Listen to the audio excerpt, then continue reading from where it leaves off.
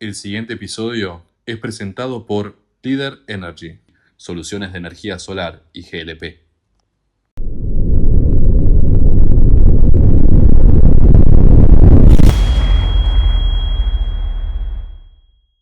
Germán, bienvenido a Agenda Oculta. Es un placer tenerte en este primer episodio, así que te quiero agradecer por eso. Por favor, Anto, gracias por la invitación. Es un honor para mí estar acá, poder compartir un ratito en este mundo loco, hacernos un rato para frenar y charlar con tranquilidad, así que agradecido de tu invitación. Bueno, Germán, vos sos licenciado en Comercio Exterior con foco en mercado, ¿sí? En mercado de granos. Correcto. Sí, la idea es... la carrera de comercio internacional es súper amplia. Sí. Y una de las cosas que más me gustaron a mí fue relacionarme con el mercado del agro. Más que todo por Argentina es hiperexportador, ¿no? Entonces viene por ahí la relación entre la parte de universidad teórica, de un título, pero después con la vida real me metí con la parte del agro en Argentina, que es súper interesante. Agrometeorología, podemos decir. Exacto, porque también hay una mezcla entre la parte catedrática o universitaria con una parte que es la pasión, que es la meteorología, y que me gusta mucho. Y bueno, me di cuenta en el primer minuto que entré a una empresa, que en su momento fue cuando empecé a cursar, también empecé a trabajar, al minuto 1 ya me di cuenta que la meteorología era un rol clave en el mercado de granos, ¿no? Entonces dije, esto hay que profundizarlo, es un match que hay que ir a fondo. ¿Y cómo arrancó esta pasión? Porque si bien no sos meteorólogo, sabes muchísimo, doy fe de esto, sabes muchísimo, y quiero saber cómo inició. Bueno, me acuerdo, me picó el bichito cuando tenía, no sé, entre 10 y 12 años, estaba en la casa de mis papás, en Quilmes en su momento, y venían siempre buenas tormentas. Tenía una habitación que miraba justo al oeste, como a un noroeste, y la verdad que era un espectáculo, los rayos, los relámpagos, tenían como un ventanal muy grande. Y bueno, en ese momento no teníamos ni celular, ni Facebook, ni nada. Y bueno, empezar a sentir las tormentas, por un lado, la energía de la atmósfera, por otro, y después teníamos un techo en la casa que se inundaba siempre. Entonces, por necesidad, me empecé a ocupar de, cuando viene una tormenta, tengo que salir a destapar el techo con las hojas, qué sé yo, viste las famosas canaletas que eran muy chiquitas y se tapaban. Entonces, me empecé a fijar por eso. Y ahí empecé a involucrarme con este mundo de la meteorología, que es un mundo de la energía, ¿no?, que hay en la atmósfera, que es realmente fascinante. Y estamos hablando ahí no sé, mitad de los 90 y largos. Entonces, todavía no había terminado el secundario y estaba haciendo un secundario económicos. Entonces, no tenía tampoco una orientación sobre física, química, que uno pudiera profundizar un poco más. Así que todo, tampoco la bibliografía era tan... En su momento, nosotros usábamos la Encarta 94. No sé qué es, perdón. ¿No sabés lo que es la Encarta 94? No, claro. no. Antes de Google, antes de todo el acceso que hay hoy, teníamos un CD que poníamos en la compu, que era una enciclopedia. Entonces ahí vos podías buscar limitado, porque no se actualizaba. O sea, la que comprabas en el 94, tenías que esperar la 95 y así una vez al año se iba actualizando la enciclopedia, y era una forma también de tratar de interiorizarse un poco hacia este hermoso mundo de la meteorología.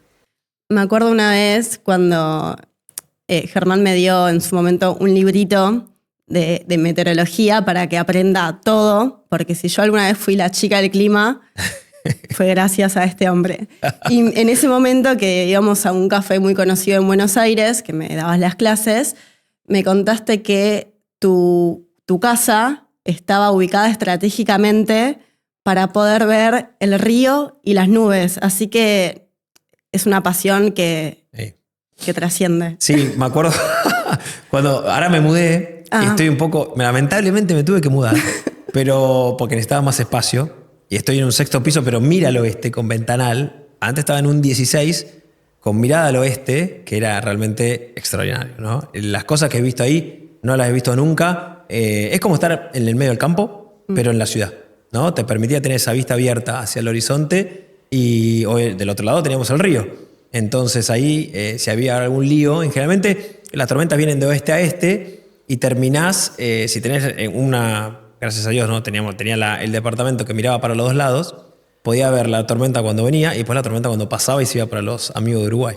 Sí, bueno, y Germán, háblanos un poco de tu trabajo, porque vos sos un hombre que recorre mucho todo el país, sabes mucho de los suelos argentinos, y quiero que cuentes un poco cómo es tu día a día, en qué consiste, qué es lo que haces. Bueno, hoy estoy trabajando, trabajé 20 años en corporaciones, ¿no? En empresas multinacionales, pensando negocios de exportación, como gerente, como jefe de exportaciones. Y ahora, desde abril en adelante, ya en este año 2025, decidí abrirme por mi cuenta como asesor de productores agropecuarios y de empresas del agro. Lo que hago es, de alguna manera, poner en un informe o en un momento o en palabras fáciles mi lectura del mercado y de las variables que afectan al mercado, que es la macroeconomía, o sea, del mundo, la geopolítica, los fundamentos que es la oferta y la demanda, y después la parte climática. Claro. Entonces son como 4 patas que hacen a los precios, forman precios. Y eso hoy un productor agropecuario que está preocupado por el tipo de cambio, si tiene gasoil en la máquina para cosechar, si la gente que trabaja con él en el campo puede entrar a los campos, porque también tenés hoy, por ejemplo, en gran parte de la provincia de Buenos Aires, en el centro, todo inundado los caminos y no tenés forma de acceder a los campos. Ayer vi videos que entraban en lancha, sí, en la 9 de julio. Bueno, digo, cosas muy particulares que el productor agropecuario no puede estar mirando si Trump le dice tal palabra a Xi Jinping o si Xi Jinping lo miró para el costado, no puede. Entonces, uno de mis trabajos es eso, asesorar y de alguna manera ayudarlo a pensar en estos momentos tan difíciles para tomar decisiones. Tomar decisiones sobre el timing de venta, sobre el precio, sobre la forma, si se financia o no se financia. La prevención. Sí, planificar, ¿no? Ayudarlo a pensar lo que viene para adelante y después también mirar los competidores, porque tengo que ver qué pasa en Brasil, principal productor de soja del mundo, tengo que ver qué pasa en Estados Unidos, el segundo productor de soja del mundo. Entonces, cuando uno mira soja, maíz, trigo, girasol, tenés que entender, tenés que saber qué pasa en Rusia, en Ucrania, en Rumania. Digamos, hay que elaborar mucho como para tener un producto de calidad, porque después hay podés usar la inteligencia artificial o podés usar, si querés, Google, sí, y terminás haciendo un reporte, pero no es la idea. Acá la idea es brindar un plus, ¿no? ¿Y hoy en día cómo están nuestros suelos? Bueno, desde el punto de vista de nutrientes, mal, ¿no? La verdad que van muchos años en donde el productor está tomando nutrientes en lugar de, sí, obviamente lo que toma la producción, digamos, no lo logra reponer. O sea, está en una ecuación negativa el balance de nutrientes que tenemos en los suelos, en particular en la zona central. Después en el norte, justo la semana pasada me decían, no, ya están sacando unos girasoles espectaculares porque tienen fósforo. Y digo, ¿pero qué? ¿Cómo qué? No, me dice, son suelos que todavía no están tan utilizados, ¿no? Y estás hablando de zonas del norte de Santa Fe, Chaco, que son zonas que no son preferenciales, no vienen con... es como decirte, no son grandes jugadores de fútbol, no son Maradona. Pergamino es Maradona, ¿no? Claro. Digo, para llevarlo a un terreno fácil de entender. Entonces, son lugares donde hay que meterle muchas ganas, mucha inversión y que también te acompañen las lluvias. Entonces, hoy nuestros suelos están en un momento muy delicado. Por ejemplo, el otro día subí al Instagram un comparativo de cuántos nutrientes se utilizan en Brasil, en Estados Unidos y en Argentina. Perdón, nutrientes digo fertilizantes, ¿no? Sí. ¿Cuánto pone un productor brasileño, cuánto pone un productor argentino y cuánto pone un productor norteamericano? Brasil, que sería el Pelé del agro. Exactamente. Sí. Le mete todo el paquete tecnológico disponible. El productor brasileño va con la mejor semilla, va con el mejor producto agroquímico, va con el mejor fertilizante, o le pone la cantidad y las dosis que se requieren, y en cambio nosotros vamos con la pichuleada. Y no sé si la evaluación, si me va a dar el rinde necesario, o si mi semilla, capaz que no estoy utilizando, o el paquete tecnológico más de punta, me va a entregar a mí el resultado que necesito para poder bancar la inversión, porque ahí tenemos que hablar de las retenciones. Y los derechos de exportación, o lo que te están haciendo vos, que de lo que es la estructura de un mercado, donde el precio de venta al productor en Brasil y en Estados Unidos le queda lleno, acá te sacan en maíz hoy un 9,5%, en soja un 26%, y eso, bueno, podría ser un porcentaje claramente para tener un mejor paquete tecnológico. Mira, el otro día estaba con un productor en General Madariaga que me decía, hoy esta campaña fue de exceso de humedad y fui por todo. Le metí el mejor fungicida, o sea, contra los hongos, el mejor de punta, y solamente tuve que aplicar una vez, en lugar de 2 hubiese elegido otra opción. Bueno, son ejemplos de que si vas por todo, vas a tener una retribución. Lo que pasa es que el señor, el productor, muy hábil, estaba cuidando una producción récord. Entonces dijo, che, si el cultivo me va a entregar récord, lo tengo que proteger con lo mejor, ¿no? Y entonces digo, en algunas situaciones el productor argentino logra hacer eso y en otras no. Y bueno, eso se paga con años de rindes por debajo de lo que debería dar un cultivo, ¿no? Y esos son dólares, son menos dólares para el país. Y si tenemos que hablar del factor cambio climático, ¿cómo repercute en la actualidad? ¿De dónde venimos? ¿Hacia dónde vamos? Porque me imagino que vos de esto sabes también bastante y lo ves.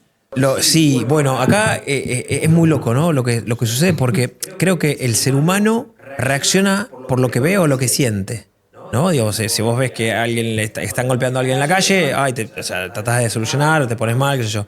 Ahora, si te enteraste que en Ucrania mataron a dos, bueno, qué sé yo, no sé, cambiás de canal o no pasa nada. Entonces, el problema que tenemos con el cambio climático es que no lo vemos. O sea, solo vemos si le tocó al vecino, si se inundó o si una ola de calor. Pero después como que pasó y seguimos en la nuestra. Entonces cuando hablamos de cambio climático o de calentamiento global, digo, bueno, para definirlo, cambio climático, un proceso de recontra largo plazo, donde las variables de las variables climáticas, lluvias, temperaturas, digamos, a largo plazo, empiezan a tener cambios. Por ejemplo, muy concreto, si el 9 de julio, vamos a hacerlo el caso que está inundado, ¿no? En Buenos Aires, le llueven 900 milímetros todos los años, bueno, si empezamos a medirlo y en 20, 30 años vemos que empieza a llover 1100, estamos hablando de un proceso de cambio climático. Ahora, el problema es que el ser humano vive 100 años y como que le cuesta mucho tomar acción sobre algo que es un proceso que le va a hacer en otra vida, con otra persona. ¿Entendés? Entonces ahí tenemos un problema y ahí viene el calentamiento global. El calentamiento global es como la mecha que está motorizando este cambio climático. Y acá hay un par de cosas que son muy importantes que decir. No creo que el agro sea hoy el principal factor que está haciendo que el dióxido de carbono en la atmósfera sea el que esté desregulándose, digamos. Pero le echan mucho la culpa al agro también. Le echan mucho la culpa, sí. Más que todo a la producción bovina. Pero bueno, después hay los combustibles fósiles. Cuando uno mira el mapa global, decís, che, mira, estamos en combustibles fósiles, estamos a pleno, y eso está de alguna manera motorizando el exceso de dióxido de carbono en la atmósfera. Y ahí cuando empezás a decir, pero ¿nos tenemos que poner en contra del dióxido de carbono? No es necesario eso. Hay que ver cómo ralentizarlo, tal vez. Sí, o empezar a tratar de regularlo, porque es necesario el dióxido de carbono, nos protege de cierto tipo de radiación solar, pero al tener tanto, no deja que la radiación cuando rebota de la Tierra hacia el espacio exterior, que es de onda larga, el dióxido de carbono la frena. Entonces ahí tenemos, si hay mucho dióxido de carbono, como que no respira el planeta. Bueno, es el famoso efecto invernadero, que todo el mundo lo escucha y dice que es algo malo, pero en realidad es algo necesario con justa medida, porque si tenés exceso es lo que nos está pasando ahora, pero si no lo tenés estaríamos congelados.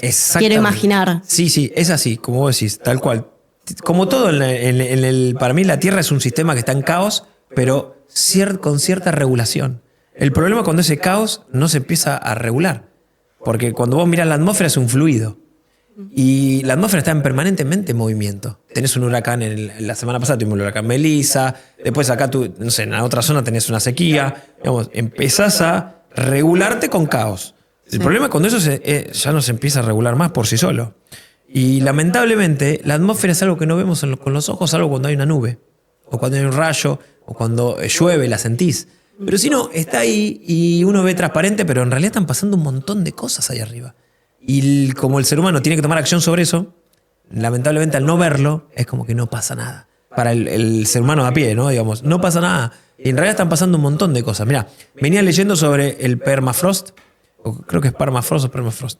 Es una capa de hielo que en gran parte está en el Ártico, que es suelo, rocas, minerales que están congelados hace muchos años. Si continúa este proceso de calentamiento global, lo que vas a empezar a poner en jaque es lo que tiene adentro guardado esta capa de rocas y minerales, que es dióxido de carbono.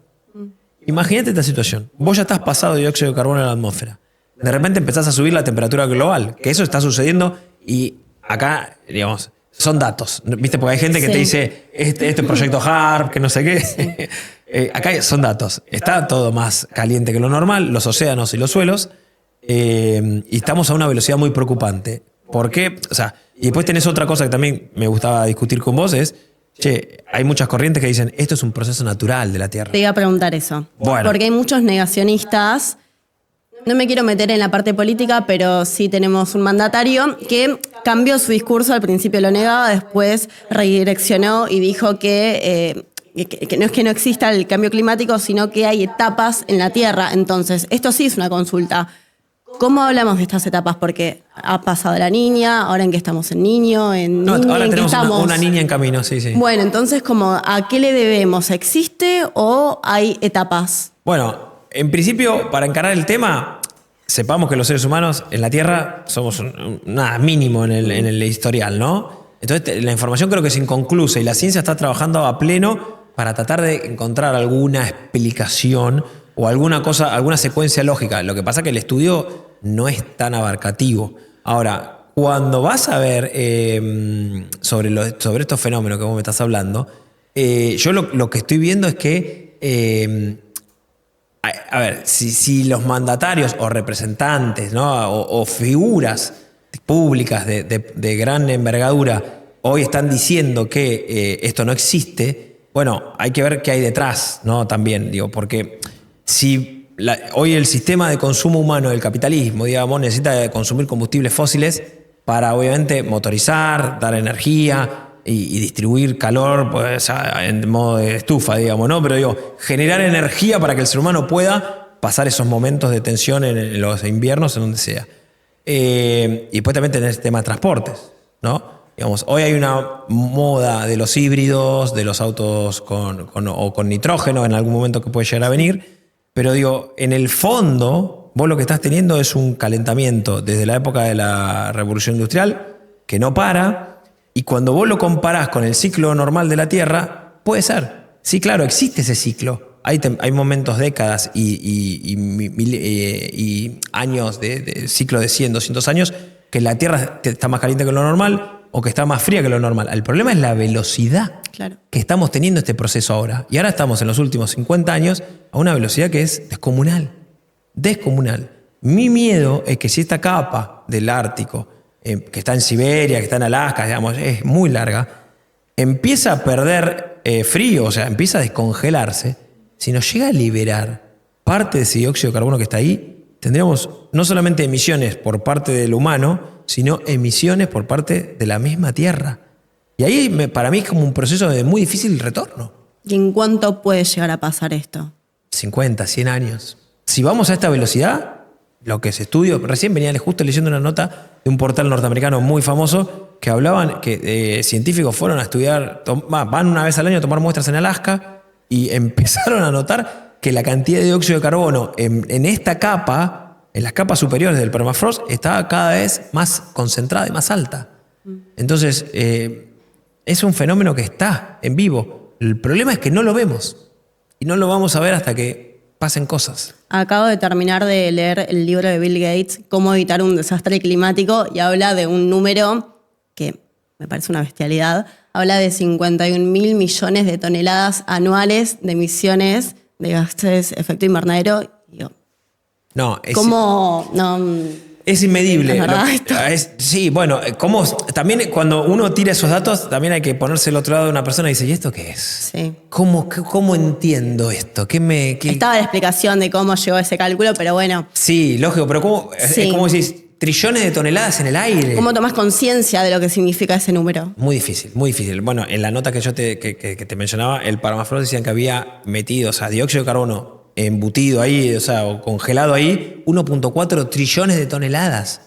O sea, como, eso es muy preocupante, que cuidar que eso no pase. Ahora, ¿cómo haces eso? Plantás más árboles, porque te pones a pensar ¿Qué instrumentos tengo para quitar dióxido de carbono de la atmósfera? ¿Qué tengo? Árboles.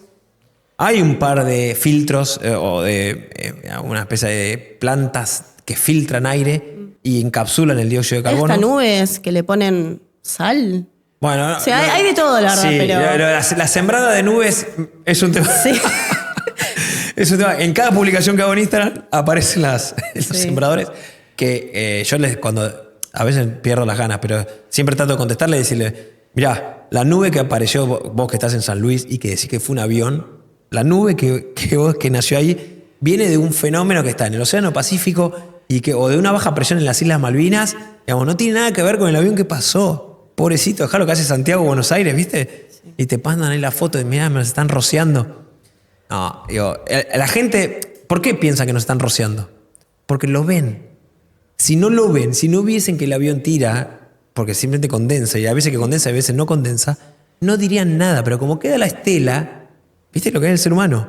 Reacciona porque ve. Entonces a mí yo realmente estoy preocupado con esto, probablemente en mi vida no lo vea, pero me parece que los chicos, gracias a Dios, los colegios creo que están abordando el tema, por lo menos sembrar la semillita de la preocupación, y también con este programa sembremos la semilla de la curiosidad.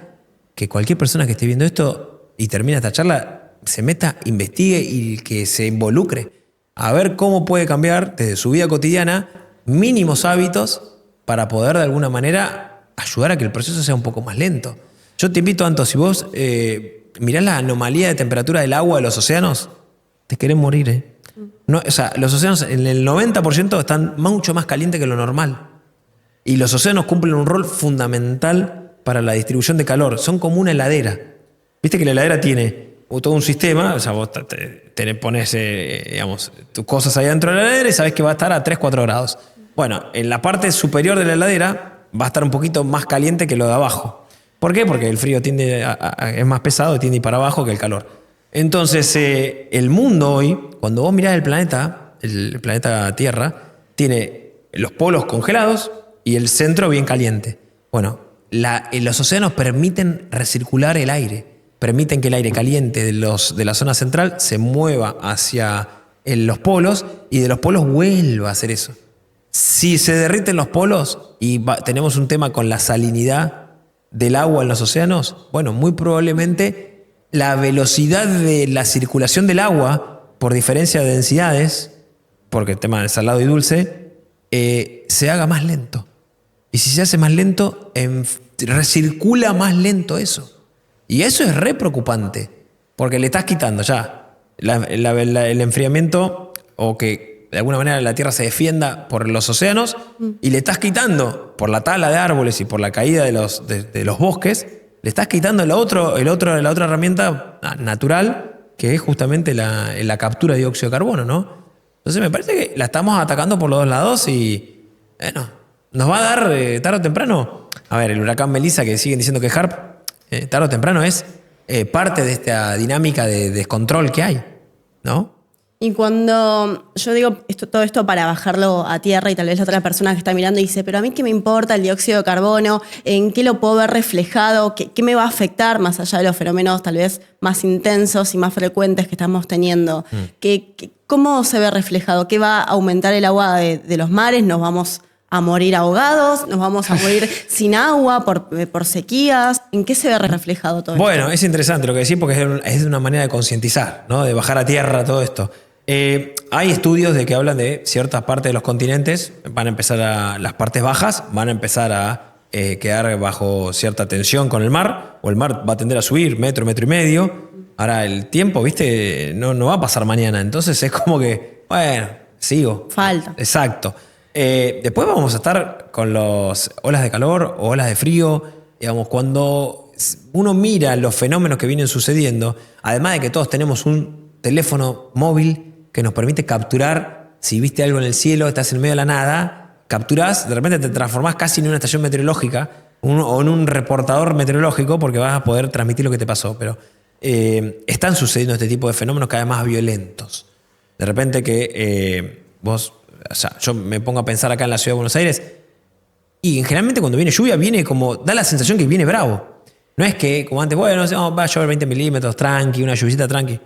¿Cuántas hay de esas? 1 o 2. El resto es nubes negras que aparecen, la ráfaga de viento, como que bastante todo violento. Después lo vamos a ver con la factura de luz, cuando utilicemos más aire acondicionado para los veranos. Lo vamos a utilizar con la factura de gas o como calefacciones en el invierno. Pero más allá de los desvíos, que lo que pinta es desvíos cada vez más agresivos, tanto para el invierno como para el verano, hablo en general, ¿no? Sí. Me parece que lo que vamos a ir perdiendo es lo que nosotros nos acostumbramos con el tema de lo que siempre pasaba en las temporadas, en las estaciones de primavera, verano, invierno y otoño. Que vos decías, bueno, en invierno nuestros abuelos te pueden decir, escarchas. Claro, el invierno era invierno, en mi época. Exacto, Sí. exacto. Entonces, ahora me parece que tenemos como medio una transición. No sé, ¿cuánto tuvimos de primavera? Tuvimos días de primavera que vos decís que son esos fresquitos y que hace un 22, 21, 18, tranqui a la Yo tarde. sentí mucho frío y mucho calor en esta primavera. Exactamente. Yo recién estaba acá a 11 de la mañana y digo, che, hace demasiado calor. 30 grados. Exacto. Sí. Entonces, ¿dónde está el intermedio? Y el intermedio me parece que quedó como ahí en la nebulosa, ¿no? Estamos perdiendo los intermedios y eso es preocupante. Me pongo a lo que es el sistema productivo de alimentos. Los cultivos, los extremos, no les gusta. Hacen perder rindes. Tuvimos una helada tardía la semana pasada que todavía no se sabe, pero muy probablemente se lleve kilos del trigo y de la cebada. No es joda eso. O sea, es algo que vos tenías estadísticamente la última helada para lo que era la zona centro-sur de la provincia de Buenos Aires es un 27, 28 de octubre. Y bueno, cayó más o menos en fecha de esa última helada probable, pero ¿sabes cuánto era la probabilidad de eso, de ocurrencia? 0,1, o sea, 10%. O sea, entró un evento que tiene una probabilidad de ocurrencia del 10%. Y me acuerdo, 3, 4 años atrás, heló en un febrero. También se desprendió una masa de aire Sí. y entró, pum, vino y te destrozaron los cultivos. Entonces no es joda. Y eso estamos hablando de Argentina. Sí. Europa también. Ucrania tuvo seca, Francia tuvo seca, Rumania tuvo seca. Entonces, empieza a llevarse kilos de un lado, se lleva kilos del otro. Bueno, y no en todos lados es igual. Digo, en otros lugares, Estados Unidos tuvo un clima espectacular esta campaña. Van 2 o 3 que están muy bien y vienen con cosechas muy buenas. Brasil viene con cosechas récord. O sea, no es que está todo descontrolado, pero empezamos a ver síntomas donde, cuidado, ¿no? Digo, se empieza a complicar la cosa. Y Germán, ¿qué pasa con los sistemas de prevención en nuestro país? Porque siento que, a diferencia de otros lugares en el mundo, no hay tanta comunicación acá. Bueno, mira, conozco de todo. La verdad que, primero, es difícil opinar desde afuera, hay que estar adentro de los zapatos, ¿no? De que tiene la responsabilidad de llevar eso adelante. Pero, por ejemplo, tengo un amigo que tiene un parador en Pinamar, y la verdad que desde hace 2 años, creo, este verano o el anterior ya, empezó a recibir, antes de la llegada de los frentes, que él siempre me llamaba y me decía, avísame cuando viene que tengo que levantar las Sí. carpas.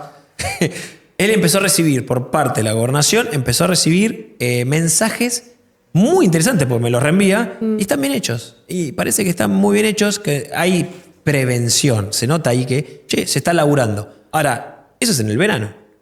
O sea, terminó la temporada y a otra cosa, digamos, porque bueno, no está la población ahí, está bien. Yo creo que a lo que desearía muchísimo, a mí como observador y como usuario de información, es que Argentina incremente muy fuerte la red de estaciones meteorológicas, las oficiales. Yo entiendo que es costo eso, lamentablemente, porque vos pones una estación meteorológica y tiene que haber un ser humano que vaya una vez por hora y que mida, taca, taca, y bueno, está bien. Pero la ganancia sería fenomenal. Hay provincias con muy poquitas estaciones meteorológicas. Creo que San Luis tiene 3. Hablo de las oficiales, ¿eh? Sí. Después está cada productor, si quiere tener su estación, la tiene. Eso no reporta al mundo. Entonces yo lo que necesito es que se reporte al mundo. Cuando vos mirás la grilla de Brasil, la grilla de estaciones de Estados Unidos, es una locura total. Entonces realmente estamos ahí con mucho para desarrollar. Porque para que prevenir tenés que tener información. Entonces, más información tengas, más le vas a nutrir a los modelos y los modelos te van a dar mejores productos. Pero partamos de que necesitamos más estaciones meteorológicas. Y eso de los mensajes que vos decís que le pasó a tu amigo, a tu colega, ¿qué es puntualmente él porque está en la costa? Él es el dueño de parador y recibe información. Claro, pero solo él.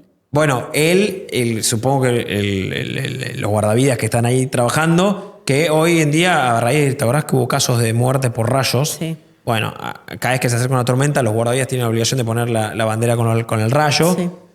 Sí. Ojalá que fuese masivo, ¿no? Sería ideal poder tener en tu teléfono, más allá de una aplicación, ¿no? Sí, un mensaje de texto, tal vez, de WhatsApp. Exactamente. Por eso te decía, en otros países, tal vez en Miami, estoy hablando de otra cosa, viene el huracán y te dan aviso. Yo sé que es un evento meteorológico mucho más extremo, Sí. pero acá hemos pasado por distintas situaciones completamente inesperadas. Sí, estoy de acuerdo. Estados Unidos tiene un nivel de desarrollo mucho más profundo en ese sentido. Lo tienen con los desastres naturales, por terremotos, por tsunamis, digamos. Está bien laburado. En el último alerta de tsunami, Chile tuvo alerta de tsunami también y lo trabajaron muy bien el nivel de aviso. Ahora, veamos el caso de España. España hace un año y medio, ¿te acordás? Valencia terminó bajo agua. ¿Qué aviso tuvieron? No fue lo suficientemente fuerte la alerta que habían emitido como para que la población pueda reaccionar, digamos. Entonces, yo creo que acá se puede avisar, sí. Ahora, me parece que los fenómenos están cada vez más agresivos, lo cual hace que si la población por sí misma no toma cierta precaución en, por lo menos, chequear el pronóstico. O sea, si vos vas a la playa, ¿no? Chequeás qué va a pasar, más o menos, no sé, 10 de la mañana. Te vas ahí, de agarrar las cosas y decir, bueno, hoy, ¿qué día tengo?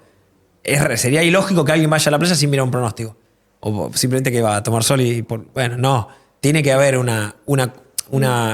el ser humano o cualquier ciudadano tiene que, de alguna manera, también tomar su rol activo en el tema y puede hacer consultas a los profesionales, ¿no? Que también hay mucha divulgación hoy, hay referentes cada vez más importantes en el término, en lo que es la meteorología, que, bueno, también hay que ver cómo comunican, ¿no? Eso también es importante, porque la carrera de meteorología es súper fuerte en matemática, física, química, pero tiene que ser mucho más fuerte en comunicar, porque podés ser un gran profesional, pero si no comunicás bien o de forma contundente, el mensaje que es tan valioso se pierde en el camino. Y hablando de fenómenos meteorológicos fuertes, ¿nuestro país podemos decir que está salvado por estar en medio de una placa tectónica? ¿Tenemos ese privilegio o en algún que otro momento vamos a sufrir alguna catástrofe? No, gracias a Dios estamos con una dinámica, tenemos unas dinámicas que tenemos fenómenos, obviamente, pero mucho más acotados que en otro lugar en el mundo, sinceramente, ¿no? No, por ejemplo, me viene el caso de India. India tiene esos fenómenos que son esos monzones que duran 2 o 3 meses, que llueve y llueve y llueve en serio, ¿no? Y después no llueve, bancátela. Pero digo, tenés que acostumbrarte y cambiar mucho la vida. No sé, pongámonos en la piel de alguien de República Dominicana, ¿no? Un dominicano.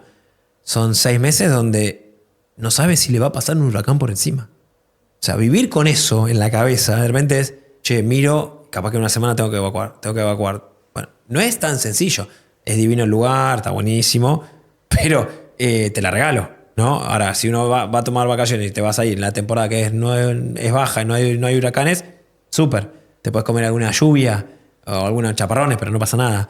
Ahora, nosotros acá en nuestro país tenemos los 4 climas, tenemos los fríos necesarios para todo lo que sea actividad de nieve y recreativa, y también glaciares. Y después tenés toda la zona central, que es fértil, porque tiene un régimen de lluvias promedio de 800 a 1000 milímetros. Y después tenés toda la parte tropical, ¿no? Fíjate vos, ¿por qué 9 de julio y la provincia de Buenos Aires está inundada hoy? Porque tuvo el mismo régimen de lluvias en los últimos 3 meses que el sur de Brasil. Una locura total. ¿Qué pasa? ¿Por qué? ¿Qué pasó? A ver, la pregunta que yo tengo, no tengo la respuesta, pero para tener la misma lluvia que Misiones, el mismo régimen de lluvia que Misiones, o Paraguay, o toda esa franja del centro de Sudamérica, en la provincia de Buenos Aires. ¿Qué pasó? ¿Hubo alguna distorsión? Se nos rompió algo, digo. Se rompió algo de los fluidos. ¿Tuviste una circulación más favorable para que, ¿Tuviste el océano Atlántico muy caliente? Estaba muy caliente el océano Atlántico, por encima de lo normal. Digo, ¿es eso lo que está generando que hayas tenido estas lluvias tan agresivas? Pero bueno, de repente lo que era 3 años de estar secos, ya venimos de 2 años, 1 año y medio, con una tendencia de recuperación. Y nos pasamos de rosca. Sí. Que eso también, ¿no? Te mata. Los péndulos matan. 3 años secos, 2 años con pasado de agua. ¿Quién puede producir ahí? quedás afuera, ¿no? Solo los muy eficientes o los que manejen información, que si bien se sabe que viene la seca, achicás, cuando viene la buena, la tratás de acelerar en la producción y eso, bueno, de eso se trata también. Y hablando de información, ¿qué está pasando con la inteligencia artificial? Un fenómeno que hace 2 años no hablábamos, no existía, no estaba en los pronósticos. ¿Y hoy qué? ¿Se utiliza? ¿Nos va a salvar en algún futuro? Tengo mis reparos. Soy usuario, pero todavía muy lejano. Todavía no me quiero entregar. Yo sé que hay mucha gente ya entregada, en particular los más jóvenes. ¿Te puede dejar sin trabajo, Germán? No, yo creo que no, porque en el fondo hay como, por lo menos en el mío, en lo que es el análisis, nunca va a poder realizar las conexiones de las variables para generar un resultado final. ¿Por qué? Porque primero que va a ir para atrás, va a ir para la historia y la historia no se repite nunca. Y después va a tratar de ponderar, no sé, el precio del petróleo, el precio de la soja, el precio del maíz, las lluvias acá, allá, y no sé si va a poder hacer una ecuación que sea entendible para un productor agropecuario y que le permita al productor agropecuario tomar decisiones contra eso. No creo. Ahora, lo que sí veo es en lo que son las empresas metidas en inteligencia artificial, en la principal, en Estados Unidos, hoy están con unas valuaciones de no creer. O sea, sus acciones, su valor intrínseco de las compañías está a un nivel increíble. Y eso en algún momento, no digo que va a terminar como la burbuja de los 2008 de las .com, viste que como que explotó todo y después bajó. Me parece que lo que es la inteligencia artificial, la capacidad que tiene es se autorregenera. Entonces, yo creo que es un fenómeno que llegó para quedarse, se va a instalar, y pues yo creo que probablemente los robots en el hogar no tarde muchos años en llegar. Y ya hay algunos que están. He visto también en ferias internacionales gente que se confunde con que es un robot con un humano. Y bueno, va a llegar, sí, probablemente lleguen para las tareas del hogar o lleguen para pintar una pared. Y vengan acá y te hagan con un dedo así, en 10 minutos te pintó la pared, lo que a vos te volviste loco 2 días lijando y eso, y bueno, capaz que va a estar para eso. La clave es qué queremos hacer nosotros, para mí. Hay una película muy buena, infantil, ¿no? Pero bueno, que se llama Wall-E, en donde los seres humanos se embarcan en un viaje de muchos. ¿Lo viste? La que van a Marte. La que van y que de repente son todos gordos, están todos sentados todo el tiempo mirando pantallas y no pueden reaccionar ante un imprevisto que se quedan sin robots. Entonces, cuidado, ¿no?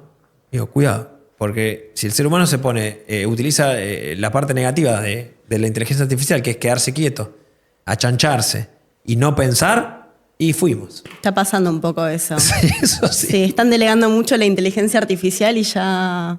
Sí, a mí me molesta mucho, por ejemplo, las notas o las redacciones de notas o las redacciones de un trabajo práctico o un informe. Me molesta mucho. Porque es notorio. Es notorio y le saca la impronta personal. Claro. ¿Dónde está? La capacidad de pensar, tal vez. Sí. De razonar. Sí, pero bueno, te vuelvo a decir, hoy en día nos están copando porque lo tenés en WhatsApp, lo tenés en Instagram. Todas tus redes sociales tienen acceso a eso. O sea, accedes muy rápido a hacer una consulta. Yo hoy estoy creando fotos para mis informes divertidas. Donald Trump abrazado a Xi Jinping. Sí. No le hago mal a nadie. Capaz que estoy gastando recursos, electricidad, no sé dónde. Pero digo, son muy divertidas. Porque son cosas que uno capaz que se te ocurre una idea y te la plasma. Pero hasta ahí voy, ¿no? O sea, no reemplaza mi razonamiento. Hasta el último día de mi vida no lo va a hacer. Y Germán, si me tuvieses que recordar algún momento de tu vida en donde tuviste la experiencia de estar frente a un fenómeno meteorológico que te dejó boquiabierto. Sí. ¿Tenés alguna historia así para contar? Tengo. Tenía 17, 18 años. Primera salida así de amigos a la laguna Chascomús a pescar, fin de semana. Estábamos pescando y de repente empezamos a sentir, hacía calor, noche pesada, noviembre, diciembre. Imagínate, ¿no? Laguna Chascomús, nada alrededor, muy tranquilo. Silencio a la noche y empezamos a sentir como la atmósfera más crocante, ¿no? Con más dinámica. Y che, bueno, volvamos a la casa. Y la casa quedaba como a 10 cuadras descampado, ¿no? Era una casita con 10 cuadras de cero árboles, nada. Empieza a haber como más relámpagos, truenos, alguna ráfaga, y se nos empezó a levantar los pelos. Yo me acuerdo haber visto mi brazo con los pelos de punta, nos tiramos al piso, porque yo me gustaba mucho el tema, ya a los 18 entendía bastante lo que es las cosas básicas, ¿no? Sí. Nos tiramos al piso y de repente en nuestras cabezas un rayo se ramificó sobre nuestros pelos, y yo recuerdo haber girado la cabeza y veía a mi amigo con el pelo para arriba. No. O sea, tuvimos mucha suerte de que eso no pasó a mayores, pero se nos ramificó un rayo encima. No había teléfono, nada, o sea, quedó en la memoria, pero gran evento que dije, esto es la energía que hay acá, nos transforma en nada en un instante.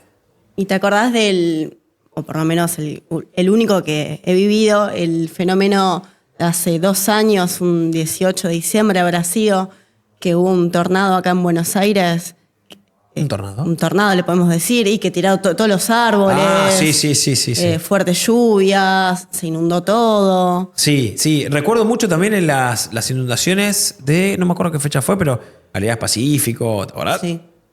Que todavía el arroyo Maldonado no podía trabajar más de 30 milímetros por hora. Bueno, en La Plata también, siempre. Bueno, la de La Plata fue extraordinario, ¿no?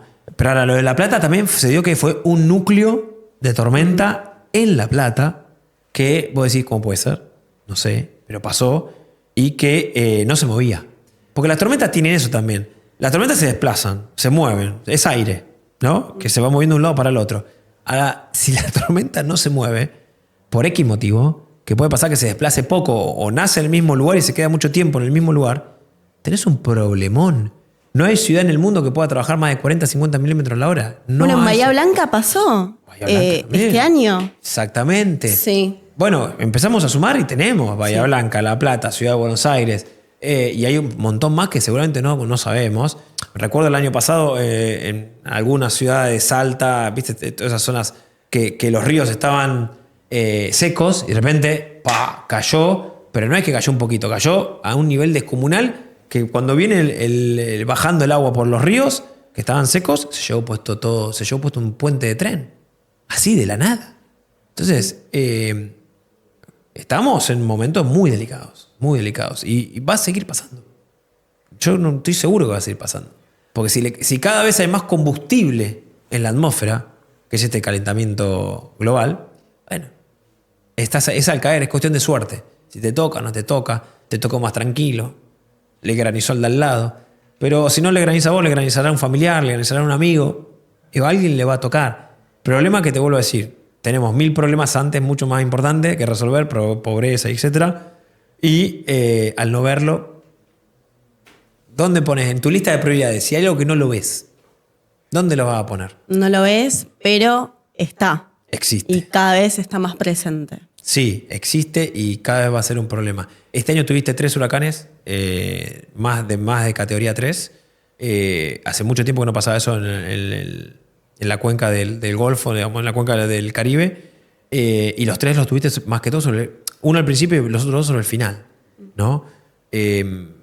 Hace rato no había 3, que ellos le llaman major hurricanes. No sé, siento que esto es simplemente una foto de un proceso que va a ir intensificandose. Y que no se nos derrita la capa de hielo del norte, por favor. Esperemos que no. Bueno, Germán, la verdad que me quedaría charlando horas con vos de todos estos temas porque me parecen apasionantes.